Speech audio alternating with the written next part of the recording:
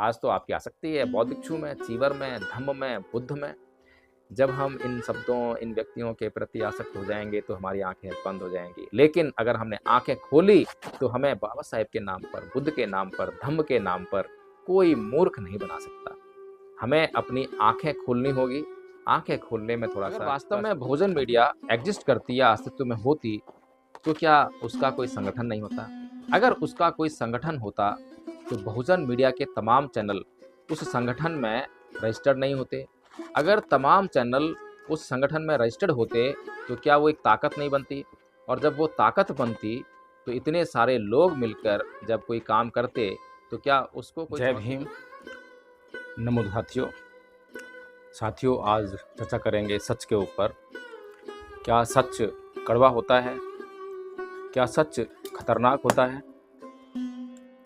ये सच जो है अधिकतर लोगों को अस्वीकार क्यों होता है? और आपकी क्या राय है? क्या आपके लिए भी सच कड़वा है? सच खतरनाक है? क्या आप भी कहीं सच को अस्वीकार तो नहीं करते हैं? साथियों, आखिर सच में ऐसी कौन सी बात है कि इसको दुनिया के अधिकांश लोग मानने से इनकार कर देते हैं? सबसे पहले तो हमें इसको समझना पड़ेगा, क्योंकि सच जो है आपके बहुत लंबे समय से जो आपने अपने मन मस्तिष्क में विश्वास स्थापित कर रखा है, और उस विश्वास के कारण जो आपके चित्त में आपकी भावनाएं बन चुकी हैं, जब भी कोई सत्य प्रकट होता है तो वो आपके विश्वास को तोड़ता है, और जैसे ही आपका विश्वास टूटता है तो आपकी भावना आहत हो जाती है, और जैसे ही आपकी भावना आहत होती है तो फिर आपके लिए वो सच कड़वा होने लगता है, खतरनाक होने लगता है, और फिर आप उसे स्वीकार करने में बहुत ही मुश्किल महसूस करते हैं। इसीलिए आप भी हो सकता है कि सच को स्वीकार करना ही बंद कर चुके हों, या सच से आप मुंह फेर लेते हों। साथियों, दुनिया में तरह-तरह के धर्म के लोग हैं, तरह-तरह के जाति के लोग हैं, तरह-तरह के संप्रदाय हैं, तरह-तरह के विचारक हैं। आखिर इन विचारकों में कौन ऐसा है जो सच को स्वीकार करने की हिम्मत कर सकता हो? क्या हिंदू सच को स्वीकार करते हैं? क्या मुस्लिम सच को स्वीकार करते हैं? क्या ईसाई सच को स्वीकार करते हैं? सिख, जैन, बौद्ध क्या ये सच को स्वीकार करते हैं?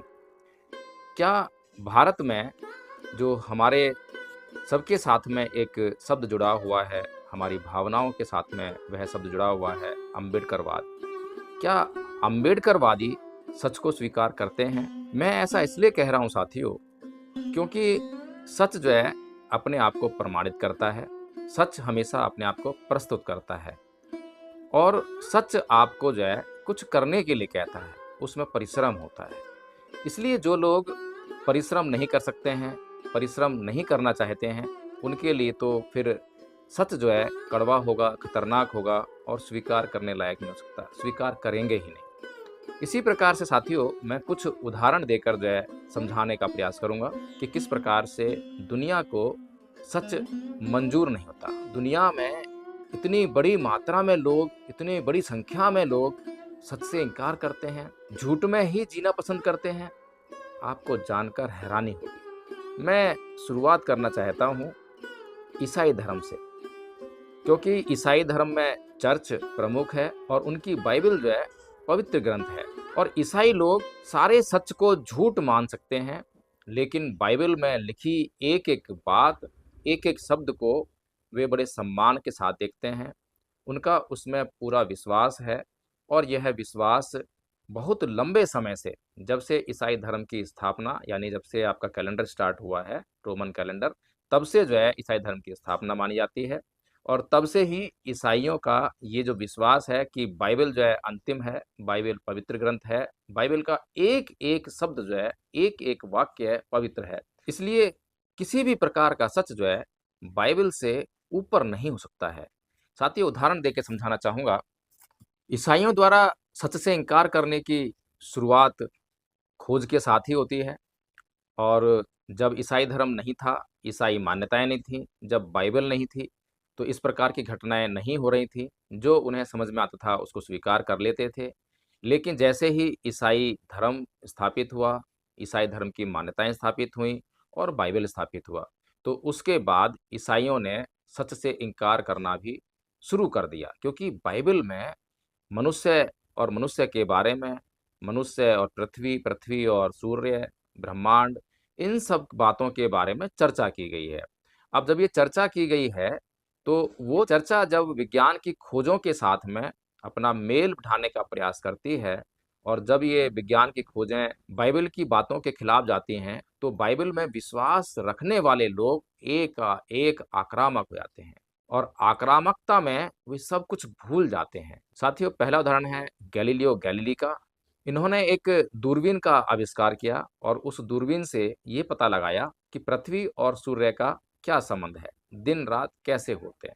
आज सोचिए कि आज जो है हर स्कूल में ये बातें पढ़ाई जाती हैं। और आज जो है विज्ञान का प्रत्येक छात्र गैलीलियो गैलीली के लिए कृतज्ञता प्रकट करता है, बड़ा सम्मान प्रकट करता है। लेकिन उस समय क्या हुआ? उस समय चर्च का मत था कि बाइबल के अनुसार पृथ्वी स्थिर है, पृथ्वी घूमती नहीं है। लेकिन गैलीलियो ने तो ये बताया था दूरबीन से देखकर कि पृथ्वी घूमती है। अब जो लोग पृथ्वी पर रहते हैं, तो उन्हीं के लिए पृथ्वी घूमती नहीं है। हम लोग पृथ्वी रहते हैं तो हमारे लिए पृथ्वी स्थिर रहती है। तो इसका मतलब ये हुआ कि बाइबल लिखने वाला व्यक्ति पृथ्वी पर ही रहता था, और उसका किसी भी परम शक्ति परमात्मा से कोई संपर्क नहीं था। ये बात साबित हो जाती है। लेकिन फिर भी क्या हुआ? चर्च ने इसे बाइबल के खिलाफ माना, उन्हें रोमन इंक्विजिशन में पेश किया गया, उनसे जबरन उनके विचार वापस लेने के लिए कहा गया, और बाकी जीवन घर में नजरबंदी में गुजारना पड़ा। सोचिए, विज्ञान की खोज के लिए कितना बड़ा पुरस्कार मिला। किसने दिया? ईसाई धर्म के लोगों ने, ईसाई धर्म में विश्वास करने वाले लोगों ने, चर्च ने। दूसरा बड़ा उदाहरण है जियोर्डानो ब्रूनो। इसने कहा कि ब्रह्मांड अनंत है और कई ग्रहों पर जीवन हो सकता है, संभावना व्यक्त की। लेकिन क्या हुआ? ब्रूनो ने कहा कि ब्रह्मांड बहुत बड़ा है और सिर्फ पृथ्वी ही खास नहीं है।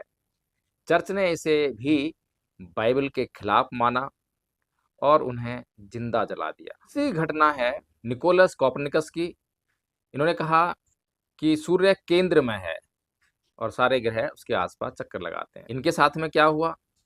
उनकी किताब on the revolutions of heavenly spheres church ने प्रतिबंधित कर दी। उनकी मृत्यु के बाद उनकी किताब फोरबिडन बुक्स लिस्ट में डाल दी गई। चौथा उदाहरण है माइकल सर्वेटस का। ईसाई जो हैं ट्रिनिटी के सिद्धांत में विश्वास करते हैं, तो इसने उसका विरोध किया और कुछ वैज्ञानिक शोध भी किए। इनको भी जिंदा जला दिया गया, और उन्हें जो है कैथोलिक और प्रोटेस्टेंट दोनों ने खतरनाक माना। एंड्रयूज वेसेलियस का है। इन्होंने जब मानव शरीर पर जो है कुछ प्रयोग करने का प्रयास किया, तो चर्च ने जो है मानव शरीर को काटने पर प्रतिबंध लगा दिया और इसको बाइबल के खिलाफ माना। इस प्रकार से साथियों, ये जो ईसाई धर्म की कहानी है, आज भी ईसाई लोग बाइबल को ही पवित्र मानते हैं, बाइबल में पूरा विश्वास रखते हैं, और बाइबल में जो भी कथा कहानियां लिखी हुई हैं उन पर उनका पूरा विश्वास है। लेकिन 1992 में पोप जॉन पॉल द्वितीय ने आधिकारिक रूप से कहा कि गैलीलियो के साथ चर्च ने गलती की थी। लेकिन क्या आज चर्च ने ये कहा कि बाइबल गलत है, बाइबल पवित्र नहीं है, बाइबल अंतिम नहीं है? क्या चर्च ने ईसाई धर्म में विश्वास करने वाले लोगों को ये बताने का महानतम कार्य किया? नहीं साथियों, क्योंकि ये उनका विश्वास है और इसके साथ उनकी भावनाएं जुड़ी हुई हैं। तो आप सोचिए कितना बड़ा वर्ग जो है सत्य को मानने से आज भी इनकार करता है, और जैसे ही सत्य उनके सामने प्रकट होता है तो वो उससे तुरंत इनकार कर देते हैं। इसके बाद इस्लाम धर्म की चर्चा करते हैं। इस्लाम धर्म में पहला उदाहरण है इब्न रशद का। इन्होंने अरस्तु के दर्शन और तर्क को बढ़ावा दिया। उन्होंने कहा कि धर्म और विज्ञान दोनों अलग अलग तरीके से सत्य को समझते हैं। धार्मिक विद्वानों ने उन्हें काफिर घोषित कर दिया, उनकी किताबें जला दी गई और उन्हें देश निकाला दे दिया गया। दूसरा उदाहरण है इब्न सिना का। इन्होंने प्रसिद्ध किताब कैनॉन ऑफ मेडिसिन लिखी, जो 600 साल तक यूरोप में पढ़ाई गई। सोचिए कितनी बड़ी उपलब्धि है, इस्लाम के लिए कितनी बड़ी उपलब्धि हो सकती थी अगर उस तर्क को, उस वैज्ञानिक को भी स्वीकार कर लेते, उस सत्य को स्वीकार कर लेते। लेकिन उन्होंने आत्मा, ब्रह्मांड और ईश्वर के बारे में दार्शनिक विचार दिए जो कि इस्लाम के खिलाफ थे। इसलिए इस्लाम को मानने वाले लोगों ने, इस्लाम में विश्वास करने वाले लोगों ने उन्हें नास्तिक करार दिया और उनकी कई किताबों पर प्रतिबंध भी लगा दिया गया। तीसरा उदाहरण है अल राजी का। ये बहुत बड़े डॉक्टर, वैज्ञानिक और केमिस्ट थे, इतने बड़े विद्वान, लेकिन अंधविश्वासी लोगों के सामने कौन टिक सकता है भला? कैसा विज्ञान, कैसे वैज्ञानिक? उन्होंने साफ-साफ कहा कि धर्म जो है लोगों को भ्रमित करता है। अब धर्म भ्रमित करता है, धर्म किसको कह रहे हैं? इस्लाम को कह रहे हैं। तो ये कहाँ किसी को जो है समझ में आने वाली बात थी? कौन इसको स्वीकार कर लेगा? जो अंधे हैं, जो लोग अब इस्लाम में विश्वास करते हैं, इस्लाम को ही सब कुछ मानते हैं, कुरान को ही सब कुछ मानते हैं, ईसाई की तरह उसको पवित्र मानते हैं, संदेह से परे मानते हैं, तो फिर उनके लिए इन तर्कों का क्या महत्व है? इसलिए उनको भी बहुत बड़ा विरोध का सामना करना पड़ा और उनकी किताबें भी जला दी गईं। मंसूर अल हलाज, इन्होंने कहा कि मैं ही सत्य हूँ, मैं ही ईश्वर हूँ, और इन्हें जो है इस निंदा का अपराधी माना गया। उन्हें गिरफ्तार कर लिया गया, 8 साल जेल में रखा गया, फिर सार्वजनिक रूप से फांसी और शरीर काट दिया गया। पांचवा उदाहरण है उमर खय्याम का। ये गणितज्ञ, खगोल शास्त्री और कवि, इन्होंने अपनी कविताओं में धर्म पर सवाल उठाए, इसलिए उन्हें धार्मिक लोगों ने, यानी इस्लाम को मानने वाले लोगों ने नास्तिक कहकर उनकी निंदा की। सबसे बड़ी ताज्जुब की बात कि बगदाद में हाउस ऑफ विजडम नाम का एक बड़ा विज्ञान केंद्र था और यहाँ पे बहुत बड़ी रिसर्च हुआ करती थी। लेकिन जैसे ही इस्लाम का उदय हुआ, इस्लाम के मानने वाले लोगों की संख्या जब बढ़ी, तो विज्ञान का पतन हो गया। और आज आप देख सकते हैं कि इस्लामिक राष्ट्रों में क्या हालत है। आज ईरान जो है अमेरिका से युद्ध लड़ रहा है। अगर उस समय ये जो हाउस ऑफ विजडम है, इसको बरकरार रखा गया होता, इसकी बातों को तवज्जो दी गई होती, तो मैं ये समझता हूँ कि ईरान जैसे इस्लामिक देशों से बड़ी ताकत जो है कोई नहीं हो सकती थी। क्या हिंदू धर्म के लोगों को सत्य स्वीकार है, सत्य पसंद आता है? तो इसमें सबसे बड़ा पहला उदाहरण है चारवाक का। चारवाक ने कहा कि वेद झूठे हैं, आत्मा नहीं है, स्वर्ग नरक नहीं है, केवल पदार्थ ही सत्य है। पहली बार किसी ने वेद को झूठा कहा, आत्मा को नकार दिया, स्वर्ग नरक को नकार दिया, लेकिन इसको कौन मंजूर करता? उनके मूल ग्रंथ जो है हिंदुओं ने नष्ट कर दिए और आज उनके बारे में जो जानकारी मिलती है, उनके विरोधियों की जो किताबें हैं, उनमें मिलती है। आपको जैन साहित्य में, बौद्ध साहित्य में चारवाक के बारे में पढ़ने को मिलेगा। हिंदुओं ने उन्हें नास्तिक और दुष्ट कहा। इसके बाद एक महानतम वैज्ञानिक आर्यभट्ट, जिसकी आज बहुत सारे हिंदू लोग जो हैं, उनको अपनी जाति से जोड़कर, क्योंकि ब्राह्मण जाति से थे, तो बहुत ज़्यादा गर्व महसूस करते हैं। लेकिन गर्व से सीना चौड़ा करने की आवश्यकता हिंदुओं को नहीं है, क्योंकि उनके कुकर्म जो है आज उनको सोचने पर मजबूर कर देते हैं कि उन्होंने क्या किया। उन्होंने कहा कि भाई पृथ्वी घूमती है, छाया यानी कि ग्रहण पड़ता है, कोई राहु केतु नहीं है। पाई का इन्होंने मान निकाला और शून्य और गणित में बहुत महत्वपूर्ण योगदान दिया। विरोध क्यों हुआ? उस समय पौराणिक मान्यता थी, हिंदुओं की मान्यता थी कि राहु केतु ग्रहण खाते हैं। आर्यभट्ट के इन तर्कों को इन धर्मांध लोगों ने अस्वीकार कर दिया और उसके विचारों का जो है भारत में बहुत बड़े पैमाने पर विरोध हुआ। इसके बाद कबीर ने कहा कि ना हिंदू सही ना मुसलमान, पंडित और मुल्ला दोनों गलत हैं। मूर्ति पूजा का विरोध उन्होंने किया, कर्म कांड का विरोध किया, और उनके साथ में क्या हुआ, हिंदू और मुसलमान दोनों उनसे नाराज रहे और उन्हें कई जगह सताया गया। भगवान बुद्ध के बारे में सभी जानते हैं कि उन्होंने भी कहा कि वेद अंतिम सत्य नहीं है, पशु बलि गलत है, जाति प्रथा गलत है, कर्मकांड बेकार हैं, तर्क और अनुभव से सत्य को जानो। सबसे पहली बार जो है सत्य को प्रकट करने का काम किया। क्या भगवान बुद्ध को हिंदुओं ने स्वीकार कर लिया? आज भगवान बुद्ध का धम्म भारत से लगभग खत्म है और आज संघर्ष कर रहा है। तो आप समझ सकते हैं कि बौद्ध धर्म के खत्म होने में किसी बाहरी शक्ति का या इस्लाम का जो कारण हम देखते हैं, वो कारण तो है, लेकिन उससे भी भयंकर कारण है ब्राह्मणवाद। क्योंकि हिंदू धर्म का ये जो ब्राह्मणवाद है, ये बौद्ध धर्म की पुनर्स्थापना में सबसे बड़ा बाधक है और ख़त्म भी ब्राह्मणवाद ने ही किया है।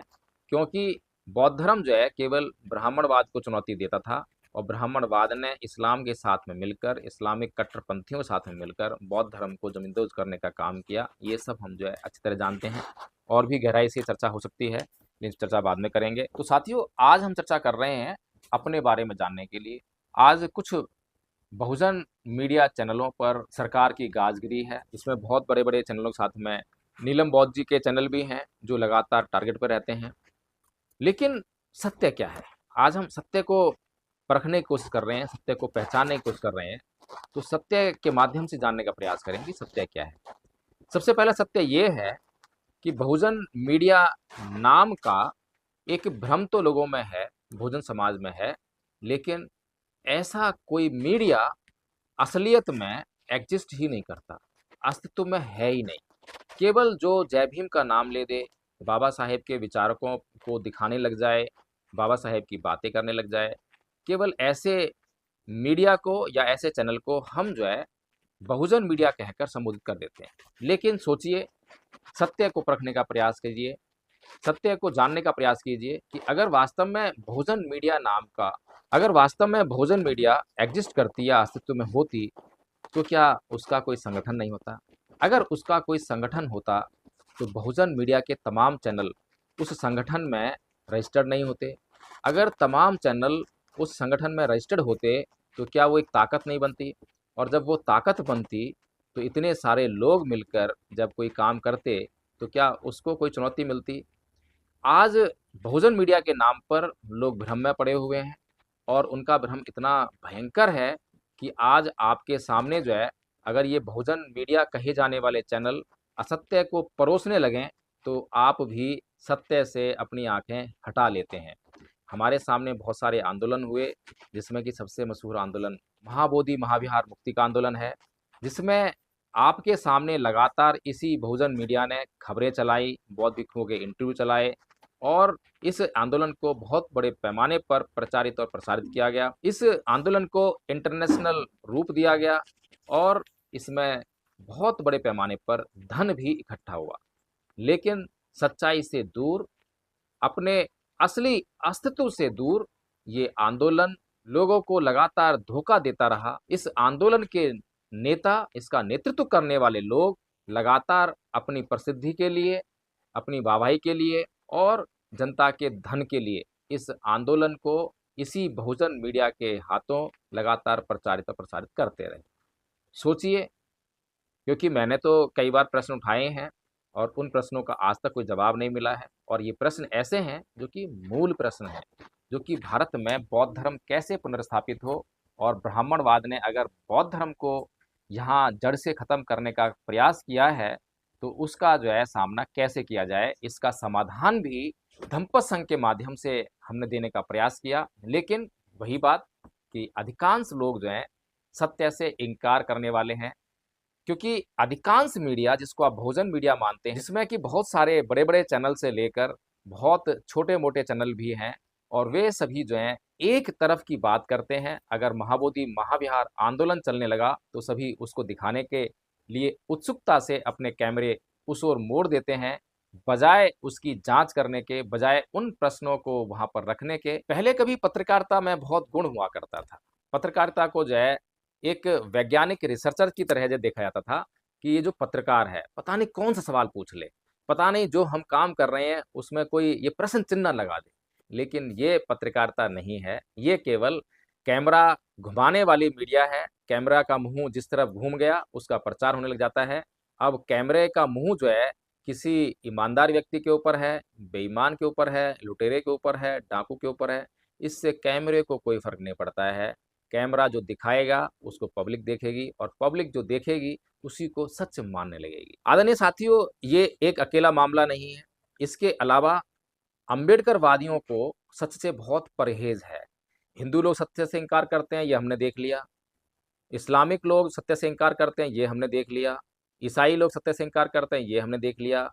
नाना प्रकार के वो सभी संप्रदाय और धर्म जो किसी परम शक्ति में विश्वास रखते हैं, परापराकृत शक्ति में विश्वास रखते हैं, वे सभी सत्य से इनकार करते हैं, ये तो हमने जान लिया। लेकिन अम्बेडकरवादी लोग ये बहुत बड़ा दावा करते हैं, और अम्बेडकरवादियों में भी जो लोग बौद्ध हैं, वो बहुत बड़ा दावा करते हैं कि उनका विश्वास तो इन लोगों से भी ज़्यादा जटिल है। क्यों जटिल है? क्योंकि इनके पास एक और फार्मूला है। वो फार्मूला है कि इनके पास वैज्ञानिक धर्म है। तो धर्म के वैज्ञानिक होने के कारण जो है इनका विश्वास बहुत अटल और कट्टर होने लगा है। अब ये जो है इतने कट्टर हो गए हैं कि सत्य के प्रकट होने पर भी सत्य से इनकार कर देते हैं।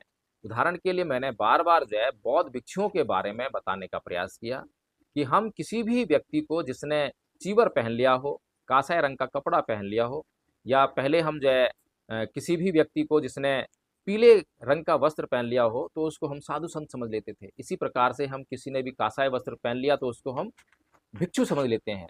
लेकिन भिक्षु कैसे बनता है, इस प्रक्रिया को हम लोग नहीं जानते हैं। और मैंने बार-बार ये बात कही कि एडवोकेट जय भीम प्रकाश कोई भी बात कह रहा है, तो उसको सीधे मत मान लीजिए। कम से कम खोज तो कीजिए, चर्चा तो कीजिए, जाँच तो कीजिए।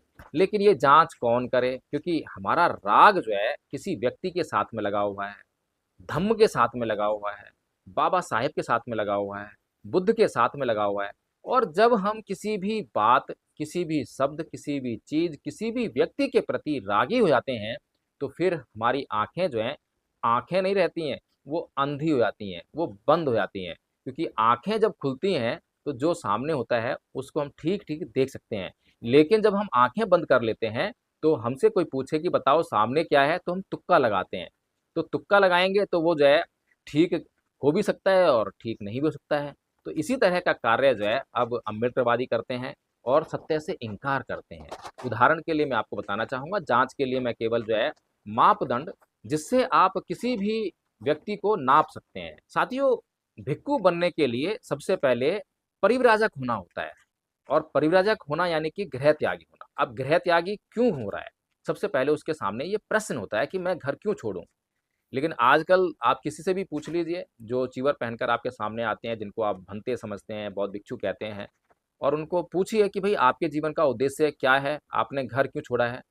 आदरणीय साथियों, आपको जानकर बड़ी हैरानी होगी, 99% जो लोग जिनको आप चीवर में देखते हैं, उनका घर छोड़ने का मतलब है मौज-मस्ती का जीवन। और अधिकांश तो बीवी-बच्चों के साथ में जीवन जी रहे हैं। और अधिकांश लोग जो हैं जीवन की तमाम सुख-सुविधाओं का जितना उपभोग गृहस्थ लोग नहीं कर सकते, उनसे कहीं ज़्यादा अच्छे तरीके से वे लोग कर रहे हैं। और सबसे बड़ी बात ये है कि उपासकों को इस चीवर के कारण ये जब मर्जी डाँट फटकार लगा देते हैं, डरा देते हैं, धमका देते हैं। और उपासक लोग तो अंधश्रद्धालु हैं, उन्हें क्या मतलब कि धर्म क्या है, पता ही नहीं। अब जिसको पता ही नहीं है, अंधकार में है, तो वो डर जाएगा और डर के भंते जी, भंते जी, भंते जी पैरों में लेट जाएगा। तो इसलिए हमें समझना चाहिए कि सबसे पहले भंते बनने के लिए, बौद्ध भिक्षु बनने के लिए परिव्राजक होना पड़ता है। अब परिव्राजक हुआ घर छोड़ने वाला। अब घर छोड़ने से पहले जो है उसे निश्चित करना पड़ता है कि मेरा लक्ष्य क्या है। अगर उसका लक्ष्य निर्वाण प्राप्त करना है, यानी कि इस जन्म-मरण के चक्र से मुक्त होना है, तभी कोई व्यक्ति जो है इस लक्ष्य के लिए, सत्य को पाने के लिए, उस परम सुख को प्राप्त करने के लिए घर छोड़ता है। नहीं तो अगर उसका लक्ष्य ये नहीं है, तो फिर बाकी के सारे कार्य जो है वो घर में रहकर भी कर सकता है, गृहस्थ रह के भी कर सकता है। वह गृहस्थ ना भी हो, घर छोड़ भी दे, लेकिन उसे बौद्ध भिक्षु बनने की कोई आवश्यकता नहीं है। क्योंकि जैसे ही कोई व्यक्ति घर छोड़ता है, तो सबसे पहले जो है उसको 3 बातों का ख़्याल रखना होता है। पहला है कि घर से बेघर हो रहा हूँ, तो अब चाहे मुझे कहीं ठहरने का स्थान मिले या ना मिले, इससे फ़र्क नहीं पड़ता, लेकिन आसमान मेरी छत और ज़मीन मेरा बिछौना होगा। जब वो इतना सब कुछ सहने के लिए तैयार हो जाता है, तब वो घर से बेघर होने की बात सोच पाता है। दूसरा है तमाम संपत्ति का त्याग। अब किसी भी प्रकार की संपत्ति में उसका कोई राग नहीं है, कोई आसक्ति नहीं है। अब केवल वो जो है अपने पास अपनी आवश्यकताओं की चीज़ों को रखेगा, और जिन चीज़ों की आवश्यकता नहीं है, उनको कभी भी अपने पास नहीं रखेगा, उनका संग्रह नहीं करेगा। धन से बहुत दूर रहता है, क्योंकि धन जो है व्यक्ति के मन में लोभ पैदा करता है। धन को छूता भी नहीं है। वो वस्तुओं की माँग करता है, जो कि उसके जीवन को चलाए रखने के लिए बहुत आवश्यक हैं। तो इसलिए जो है तमाम संपत्ति का त्याग करता है। उसके बाद जो है तमाम रिश्ते-नातों का भी त्याग कर देता है। ना उसकी बीवी, ना बच्चे, ना कोई भाई, ना कोई बहन, ना माँ, ना बाप। अब इन लोगों को वह समाज के अन्य लोगों की तरह देखता है। जैसे समाज के अन्य लोग हैं, वैसे ही उसके लिए ये लोग आते हैं। जब ये 3 बातें कोई व्यक्ति पूरी कर लेता है, तब उसको हम परिव्राजक कह सकते हैं कि सत्य की खोज में निकला हुआ व्यक्ति, और वो मोक्ष के लिए प्रयास कर रहा है। तो इसीलिए साथियों, क्या किसी ने घर का त्याग कर दिया, घर से निकल गया, परिव्राजक बन गया, तो क्या उसको बौद्ध भिक्षु मान लिया जाए? नहीं, अभी बौद्ध भिक्षु नहीं मान सकते। क्योंकि बौद्ध भिक्षु बनने के लिए वो किसी बौद्ध भिक्षु संघ में जाएगा, वहाँ पर निवेदन करेगा कि मुझे जो है बुद्ध के मार्ग पर चलकर निर्वाण को प्राप्त करना है, मैं भिक्षु संघ में शामिल होना चाहता हूँ। फिर भिक्षु संघ उसके लिए एक आचार्य नियुक्त करेगा, जो उसके प्रशिक्षण में उसकी मदद करेगा और उसका एक बहुत लंबा प्रशिक्षण चलता है, विनय का प्रमुखता से, उसके बाद धम्म का। तो जब धम्म और विनय में वो पारंगत हो जाता है, अच्छी तरह प्रशिक्षित हो जाता है, तब है अपने आचार्य से निवेदन करता है अब इस संपदा करा दी जाए। तब उस व्यक्ति का आचार्य संघ से निवेदन करता है कि संघ, मेरा प्रशिक्षु जो है तैयार हो गया है, उसका प्रशिक्षण पूरा हो गया है, कृपया उसकी परीक्षा ले ली जाए और उसकी उपसंपदा कराई जाए। तब संघ जो है उसकी परीक्षा के लिए एक और संघ का निर्माण करता है, जिसमें कि 5 या 10 बौद्ध भिक्षु होते हैं, जिनके कम से कम 10 वर्षावास मतलब जब उसकी उपसंपदा हुई भिक्षु की, उसके बाद का जो काल है वो गिना जाता है। तब से लेकर तब तक जो है 10 साल उसने 10 वर्षावास या 10 साल उसने बिता लिए। ऐसे 10 भिक्षुओं को जो है नियुक्त किया जाता है। वे उसको एकांत में ले जाते हैं कहीं जंगल में, उसके बाद उसकी गहनता से परीक्षा लेते हैं। जब वो परीक्षा में पास हो जाता है तब उसकी उपसंपदा कराई जाती है। लेकिन आज तो अगर आपको उपसंपदा करवानी है, अगर आपका मन कर रहा है कि मैं भी बौद्ध भिक्षु बन जाऊं और जीवन के सारे ऐशो आराम भोगूं, तो उसके लिए आपको इतनी कठिन तपस्या करने की जरूरत नहीं है, किसी को गुरु मानने की जरूरत नहीं है, किसी संघ में जाने की जरूरत नहीं है। बाजार में चीवर बिकता है, वो ले आइए, उसको ओढ़ लीजिए और समाज में विचरण कीजिए। और अगर आपको लगता है कि कोई मुझसे पूछ ना ले कि उपसंपदा हुई ना हुई, तो उसके लिए आपके पास जो उपसंपदा प्राप्त कोई भिक्षु हो, सिंगल भिक्षु से काम चल जाएगा। आज जरूरी नहीं है कि कोई संघ हो, कोई 10 भिक्षु आपको जो है आपकी परीक्षा लेंगे, नहीं, केवल एक भिक्षु भी होगा, उसको आप जो कुछ रिश्वत दे दीजिए, लाख 2 लाख रुपए दे दीजिए और वो जो है आपकी उपसंपदा कर देगा। चाहे आपने कुछ सीखा है नहीं सीखा है, उसको उस पैसे से मतलब है, रुपए से मतलब है और आपको उपसंपदा से मतलब है। और जैसे आपकी उपसंपदा होगी तो आप जो है ए ग्रेड के भिक्षु बन गए हैं। तो साथियों, क्या ये सत्य अम्बेडकरवादियों को पसंद है, स्वीकार्य है? आज तो आपकी आसक्ति है बौद्ध भिक्षु में, चीवर में, धम्म में, बुद्ध में। जब हम इन शब्दों, इन व्यक्तियों के प्रति आसक्त हो जाएंगे तो हमारी आंखें बंद हो जाएंगी। लेकिन अगर हमने आंखें खोली तो हमें बाबा साहेब के नाम पर, बुद्ध के नाम पर, धम्म के नाम पर कोई मूर्ख नहीं बना सकता। हमें अपनी आंखें खोलनी होगी। आंखें खोलने में थोड़ा सा कष्ट होता है। आंखें खोलने पर हमें कुछ जांचें करनी होती हैं और जांच करने के लिए अध्ययन करना होता है, सीखना होता है। तो साथियों, यही सब कुछ सिखाने के लिए आपके लिए धम्मपद संघ ने प्रयास किया है, कोर्स बनाया है। प्रथम वर्ष, द्वितीय वर्ष, तृतीय वर्ष। प्रथम वर्ष का कोर्स जो है सभी अम्बेडकरवादियों को करना चाहिए, क्योंकि बाबा साहेब का आदेश है बौद्ध बनने के लिए। और जो लोग अपने आप को बौद्ध कहते हैं तो उनको बेसिक ज्ञान तो होना चाहिए। तो इसी बेसिक ज्ञान को हमने प्रथम वर्ष के कोर्स में जोया है। और इसके बाद जो, क्योंकि संस्कारकर्ता ना होने के कारण जो है भारत से आसानी से ब्राह्मणों ने बौद्ध धर्म को गायब कर दिया, इसीलिए दूसरे वर्ष का कोर्स हमारा जो बौद्ध संस्कारकर्ता बनाने का है। ये संस्कारकर्ता पुरोहित नहीं होंगे, केवल पुरोहित का काम नहीं करेंगे, बल्कि ये संस्कारकर्ता आपको धम्म सिखाएंगे, धम्म समझाएंगे। आप जब भी आप उनसे मिलें तो आप पूछें, आपको सारी चीजें वो खोल कर बताएंगे। तीसरे वर्ष का जो कोर्स है वो बौद्ध धर्म बनाने का कोर्स है। इसमें आदमी जो है इतना पारंगत हो जाएगा, इतना शिक्षित हो जाएगा कि कहीं पर भी किसी से भी वाद विवाद कर सकता है और किन्हीं भी सवालों को, जो भी धम्म के ऊपर, बुद्ध के ऊपर सवाल लोग करते हैं, गलत सवाल भी करते हैं और उनको अपमानित करने का कार्य करते हैं, दबाने का कार्य करते हैं, धर्म को मिटाने का कार्य करते हैं, तो उन सवालों का उत्तर देने के लिए जब कोई व्यक्ति सक्षम हो जाएगा तो ऐसा व्यक्ति जो है बौद्ध विद्वान कहलाएगा। तो इसीलिए हमने जो है ये कोर्स बनाया है। तो साथियों, आप लोग भी धम्मपद संघ से जुड़कर और ये कोर्स कर सकते हैं। बुद्ध के धम्म को पुनर्स्थापित करने के लिए अपने प्रयास कर सकते हैं और सत्य को जानने के लिए, सत्य को पहचानने के लिए, सत्य को स्वीकार करने के लिए अगर आप तैयार हैं तो ही धम्मपद संघ के साथ जुड़ना, नहीं तो कोई फ़ायदा नहीं है। जहाँ पर आप हैं, जैसी आप ज़िंदगी जी रहे हैं वैसा जीते रहिए। किसी भी कोर्स को करने के लिए धम्मपद संघ ने कोई फीस नहीं रखी है। आप गरीब हैं, अमीर हैं, कोई फ़र्क नहीं पड़ता है। आपके पास समय है, नहीं है, कब समय है, इसकी भी चिंता छोड़ दीजिए। ये सब चिंताएं जो है धम्मपद संघ को दे दीजिए। धम्मपद संघ ने बीड़ा उठाया है भारत को बौद्ध में करने का, तो आपकी सारी समस्याओं को धम्मपद संघ ही हल करेगा। आप केवल अपनी सहमति दीजिए, उसके बाद धम्मपद संघ आपको ये कोर्स कराकर दिखा देगा। आप चाहे शिक्षित हों, अशिक्षित हों, कोई फर्क नहीं पड़ता। पाली हिंदी में ये कोर्स आपको कराया जाएगा। अगर आप हिंदी भाषा के अलावा किसी अन्य भाषा को बोलते हैं तो उस भाषा में भी धम्मपद संघ आपको ये कोर्स कराएगा। पाली हिंदी, पाली इंग्लिश, पाली गुजराती, पाली पंजाबी, सभी भाषाओं में जो है अब ये कोर्स हम लोग लेकर आएँगे और आपको जो है सारी सुविधाएँ इसमें देंगे।